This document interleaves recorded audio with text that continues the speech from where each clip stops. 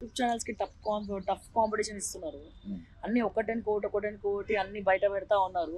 సరే నిన్న నేను ఇది ఒక వీడియో చూసిన, నిన్న ఇవాళ పొద్దున్న ఈ జానారెడ్డికి తీన్మార్మలకి సంబంధించినటువంటి ఒక వీడియోని మీరు పోస్ట్ చేయడం జరిగింది. సో ఏంది దాని కథ ఏంది అంటే నేను కొంచెం మొత్తం చూడలేదు. అసలు ఏమైంది, జానారెడ్డి జైలు సంగతి ఏంది, తర్వాత నిన్న రేవంత్ రెడ్డి గారు జానారెడ్డి ఇంటికి పోతే ఏమైతుంది, సో దానికి మధ్యలో లింక్ మీరు పెట్టడం ఏంటి, నాకు అసలు అర్థం కావట్లేదు. జానారెడ్డి గారు ఇంట్లో పోయింది నేను మాట్లాడలే కానీ నా దగ్గర 2 వీడియోలు కూడా నా దగ్గర ఉన్నాయి. ఒకటి ఏంటంటే ఈయన 2 ఆరోపణలు చేసిండు. ఎవరు, మన మిస్టర్ ఈయన మన మల్లన్న ఏం చేసిందంటే ఇగో ఇది ఒకటి, ఇది ఏంటంటే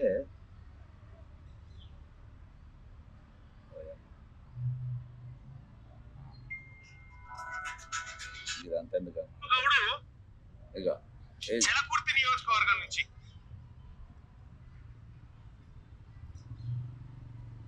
సంపించింది ఎవరెవరిని, వెల్లిలతను, తర్వాత సాంబశివుని, కోనపూరి సాంబశివుని, ఆ తర్వాత రాములను, ఇక ఇది సమావేశంలో చర్చిస్తున్న సీఎం. సో ఇట్లా ఈ రకంగా నయీంను వీళ్ళందరిని చంపించిందని చెప్పిండు. అంత ముందు ఏం చెప్పిండు, నయీంను ఎవరు చంపించిందంటే నరేంద్ర మోడీ చంపించిందని చెప్పిండు. మళ్ళీ ఈయననే శాతగారి దగ్గర మిలీనియం టౌన్షిప్ లో ఎన్కౌంటర్ కాబట్టాడు కదా, ఆ టౌన్షిప్ లో ఫస్ట్ నయీం, అక్కడ నయీం భార్య, నయీం అక్క, నయీం అమ్మ ముగ్గురు ఫస్ట్ వెహికల్ లో వచ్చి అక్కడ ఒక సెటిల్మెంట్ కోసం వాళ్ళు ఆ ఇంట్లోకి పోయిన తర్వాత నయీం 2వ వెహికల్ లో వచ్చాడు. 2వ వెహికల్ దిగిన కొద్ది క్షణాల్లోనే అతన్ని ఖతం చేసేసారు. అయితే నయీం ను కాల్చినటువంటి వ్యక్తులు వాళ్ళ ఇంట్లోకి పోయి ఇంట్లో వాళ్ళని కూడా నిర్బంధించి ఎక్కడ అక్కడ కూర్చున్నబెట్టి అసలు వాళ్ళకు తెలుగు అక్షరం రాదు, ఉర్దూ అంతకంటే రాదు, ప్యూర్ హిందీలో మాట్లాడినట్టుగా మన రీసెర్చ్ లో తెలిసింది. అయితే ఈ విషయం తెలంగాణ పోలీసులకు ఎన్కౌంటర్ అయిన తర్వాత తెలిసినట్టుగా మనకు సమాచారం. ఓకేనా, హిందీ వాళ్ళు చంపినాను కదా, ఇళ్ళనేమో నిన్న వీడియోనేమో జానారెడ్డి గారు చంపించిండు అని చెప్పి కేరళ పోయిండు, కేరళలో జానారెడ్డి చంపించిండు అని చెప్పేసి నిన్న చెప్పిండు. ఇప్పుడు నా స్పష్టంగా చెప్పాల్సింది ఏంటంటే అసలు నయీం చంపింది ఎవరు? కొంతమంది జానారెడ్డి అంటే కేసీఆర్ అంటే ఆయన అంటే జానారెడ్డిని టార్గెట్ చేసింది. ఎందుకంటే రేపటి దినాన ఆయన నాగార్జున సాగర్ లో బీసీ ఓట్లు ఎక్కువ నేను గెలవాలని.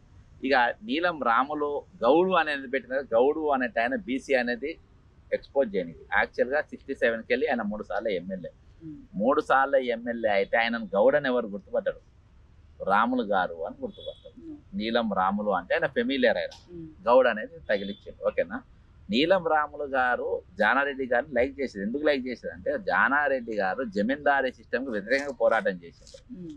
అందులో అక్కడ ఉన్న ఈ జమీందారీలు అందరూ కలిసి, ఇద్దరు భూస్వాములు కలిసి వీళ్ళ పైన గడీలు 2 గడీలు ఉంటాయి. ఆ 2 గడీలు ఇద్దరు కలిసి వీళ్ళందరూ కలిసి ఈయన పైన 2 మర్డర్ కేసులు మోపారు. నల్గొండ జైల్లో ఉండే ఆయన. తర్వాత బయటికి వచ్చిండ్రు.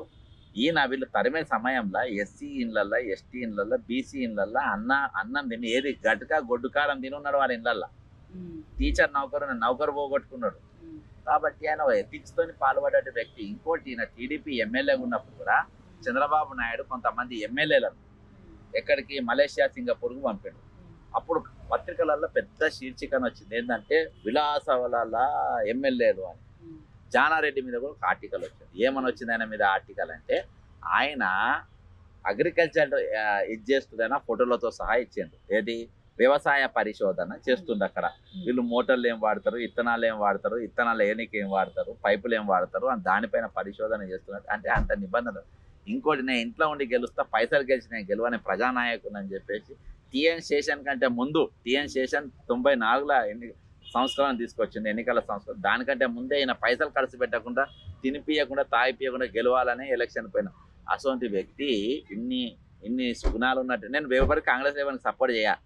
జానారెడ్డికి నేను ఎందుకు సపోర్ట్ చేస్తాను, జానారెడ్డిని కళ్ళ ముందు నేను చూసిన కాబట్టి ఇవన్నీ నేను తెలుసుకొని చెప్పిన కాబట్టి ఈరోజు నీవు ఆయన కొడుకులకు ఒక ఆయన ఎంపీ అయిండు, ఎమ్మెల్యే అయ్యాడు. ఈయన సిఎల్పి ఉన్నప్పుడే టికెట్ ఇప్పించలేకపోయినా వాళ్ళ కొడుకు ఓడిపోయిన ఎమ్మెల్యేకి ఈయన టికెట్ ఇప్పిస్తాడా? సిఎల్పి ఉన్నప్పుడు ఈయన ఒక కొడుకు ఎంపీ టికెట్ ఇప్పియకపోలే, ఒక టికెట్ ఎమ్మెల్యే టికెట్ ఇప్పియకపోలే. మన ఉత్తమ్ కుమార్ రెడ్డి ఇప్పించుకున్నాడు, రాజగోపాల్ రెడ్డి తెచ్చుకున్నారు వాళ్ళు. ఈయనకి ఇప్పియనేలే. వీళ్ళు రేవంత్ రెడ్డి దగ్గరనో ఏదో చేసుకొని 2 టికెట్లు తెచ్చుకుంటారు. మొత్తానికి ఈయన టార్గెట్ చేసి పొద్దుమాపి ఈయన తిట్టాలనే బీసీ ద్రోహి అని చేస్తుండ్రు. ఆ శుద్ధ అబద్ధం. ఎందుకంటే ఒక రాజకీయాలు నేను ఇక పోటీ చేయకుండా రాజకీయాలకు దూరం ఉన్నటువంటి వ్యక్తి కేవలము ఏది మన అడ్వైజర్లు ఇచ్చే వరకు, అది కూడా ఎవరైనా పోయి అడిగితే, ఇది కూడా నేను దీని వెనుక కూడా రేవంత్ రెడ్డి ఉండనే అనుకుంటున్నా. దీన్ని మనం మళ్ళీ ఏం పడి ఎందుకున్నా అంటే రేవంత్ రెడ్డి మన ముఖ్యమంత్రి మన జానారెడ్డి ఇంటికి పోయిండు. ఇంటికి పోయేటోరికి ఏంటంటే జానారెడ్డి స్టేచర్ పెరుగుతుంది. జానారెడ్డి స్టేచర్ పెరగకుంటే ఈయనతో ఆయన తిప్పించి కంట్రోల్ చేయాలి. ఆయన అన్నది మళ్ళీ ఎప్పుడు కూడా తీర్మానం మల్లయ్య రేవంత్ రెడ్డి అంత ఈయన అన్నట్టు ఆయన అన్నాడు.